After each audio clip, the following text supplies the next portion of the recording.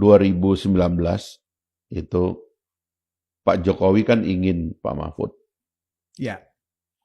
Tapi kan Pak Mahfud nggak sadar bahwa yang menolak beliau bukan Pak Jokowi. Partai-partai.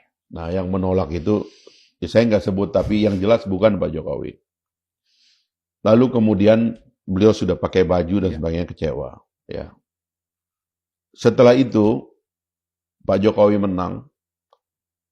Dengan tantangan dari banyak orang, Pak Mahfud diminta jadi Menko Polkam. Betul. Menko Polkam loh. Itu bukan jabatan main-main. Betul. Itu tadi saya bilang. Ya. RE1, RE2, RE3-nya istilah itu Menko Polhukam, kan begitu? Saya bilang ya, Menko itu dalam tradisi kita tuh tidak ada undang-undang. Betul. Karena dia orangnya presiden. Dia orang yang paling dekat dengan presiden. Perkara keamanan. Betul. Perkara hukum dan hak asasi manusia. Perkara politik. Perkara politik. Jadi sebenarnya, dan saya dengar banyak yang menentang. Kenapa Pak Jokowi meletakkan dia? Tapi ditaruh oleh Pak Jokowi. Dan berharap tentu Pak Jokowi tulus ingin Pak Mahfud membenahi politik, membenahi hukum, keamanan, HAM, semua. Dan dalam 4 tahun bekerja, tidak ada komplain tentang Pak Jokowi. Betul. Masa seorang guru besar, mantan ketua Mahkamah Konstitusi Republik Indonesia, tidak tahu apa yang terjadi di depan mata dia. Lalu kemudian ketika setahun terakhir beliau punya keputusan politik lain, kok semuanya jadi berubah. Jadi yang 4 tahun itu apa kemarin tuh? Nah kan mohon maaf ya, kita janganlah ya. Apalagi karena beliau berakhir dengan sangat baik menurut saya ya, mundur dari Menko, dan dia punya posisi yang baik sebagai mantan calon wakil presiden, itu tinggi itu. Ya. Berapa dari anak putra bangsa Indonesia yang bisa sampai pada posisi hampir menjadi wakil presiden? Istilahnya begini, Bung. Walaupun kalah, tapi kan sempat terdaftar, tercetak namanya di kertas suara. Itu kan luar biasa, Bung. Ditonton sama semua warga negara. Ya kan? Di ratusan juta itu. Pencapaian yang sangat luar biasa. Miliar triliunan uang APBN untuk mencetak nama beliau. Iya. Di seluruh kertas suara yang akhirnya beredar dan dipegang oleh rakyat Indonesia ini. Kan sudahlah. Itu kan sudah baik. Coba kembalikan memori beliau kepada waktu memimpin Mahkamah Konstitusi, so far so good di zaman Pak SBY. Waktu 4 tahun beliau bertugas untuk membenahi sektor politik, hukum, keamanan, hak asasi manusia. Itu beliau. Kenapa memorinya setahun terakhir? Yang sangat partisan. Menurut saya ini yang perlu dikoreksi dari beliau. Karena itu kita berharap beliau juga sebagai sedikit orang yang pernah dalam posisi itu positif melihat situasi kalau ke depan. Kalau itu dianggap sebagai mewakili suara publik, gimana, Bung? Bahwa itu suara publik yang saya tangkap. Ya, memang akhirnya itu yang terjadi karena beliau memutuskan untuk bertarung dalam politik ini gitu loh. Tapi hemat saya ya, saya pernah menjadi anggota Komisi 3 bareng dengan Pak Mahfud.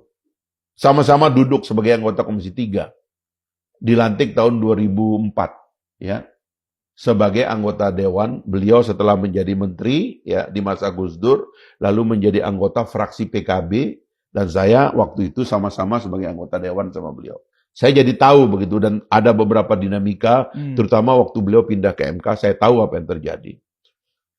Kan waktu terakhir di 2004 itu, terakhir beliau dipilih oleh rakyat. Setelah itu kan karirnya adalah non-elected semua. Ya. Sampai kemudian 2019, ya kan, 15 tahun kemudian dia menjadi pejabat elected lagi. Menurut saya ya, mungkin beliau kembali ke komunitasnya yang non-elected. Jangan jadi politisi deh. Menurut saya mendingan jadi negarawan, kembali ke tengah ini gitu loh. Sebab menjadi ganjil kita melihatnya hal-hal seperti ini. Kita memerlukan energi besar untuk bersama, untuk bersatu, untuk melihat nasib bangsa dalam transformasi ini. Waktu IKN itu diputuskan, Pak Mahfud ada di situ sebagai koordinator Polkam. Waktu reformasi pengadilan dilakukan, Pak Mahfud ada di situ. Waktu apa yang terjadi pada KPK, Pak Mahfud ada di situ. Semua ada, dan beliau adalah penanggung jawab utama. Termasuk penyelenggaraan pemilu 2024 ini, penanggung jawab hariannya adalah Pak Mahfud. Oke. Dan ada lagi diksi yang punya makna hukum, Bung. Ya. Mengadili, ya kan? Mengadili Jokowi, kan begitu. Sebenarnya itu bukan diksinya Pak Mahfud. Diksi itu disuarakan oleh banyak kelompok di luar pemerintah, Ya. khususnya anggaplah mereka selalu menamakan dengan pro demokrasi dan Ya, civil ya. society. Dan dilalahnya Pak Mahfud pun menyetujui, mengafirmasi bahwa ya memang Pak Jokowi harus kita adili. Ini gejala apa, Bung?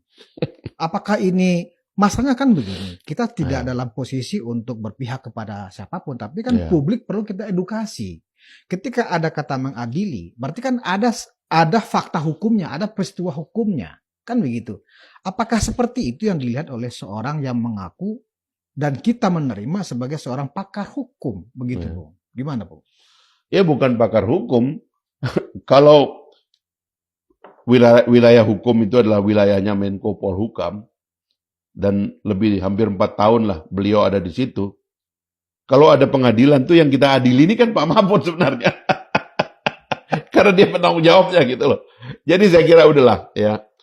Mari kita agak lebih positif lah, terutama bagi orang-orang yang ada dalam posisi seperti Pak Mahfud itu, untuk melihat transisi ini secara baik. Bangsa ini perlu energi besar untuk bersatu. Kita jaga demokrasi kita melalui mekanisme yang sudah ada. Tapi jangan sampai pertarungan ini bukan menjadi pertarungan sistem, tetapi menjadi pertarungan emosi pribadi di dalamnya. Sebab sebaiknya dalam kontestasi ini kita keluarkan itu soal-soal pribadinya. Kecewa kita, beban pribadi kita, ketersinggungan kita, salah hitung kita dalam politik, jangan kita lembagakan menjadi bagian dari sesuatu yang permanen begitu.